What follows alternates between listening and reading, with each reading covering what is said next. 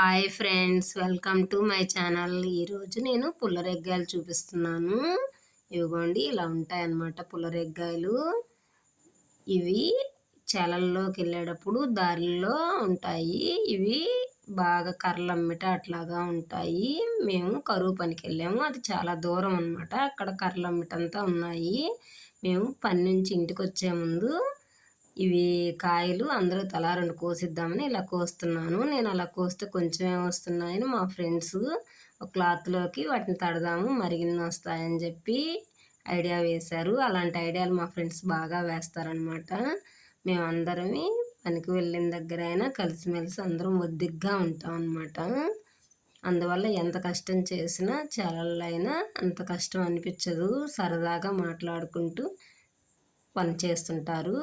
ఇవిగోండి, అన్ని కాయలు ఆ క్లాత్లోకి తట్టి అందరికీ తలా 2 పంచుతున్నాను అనమాట. నేనైతే మరి వాళ్ళు తడతా ఉంటే నేను అవి తీసి పంచుతుంటాను. అవిగోండి, మధ్యలో తీసి పందారం చేస్తున్నాను అనమాట.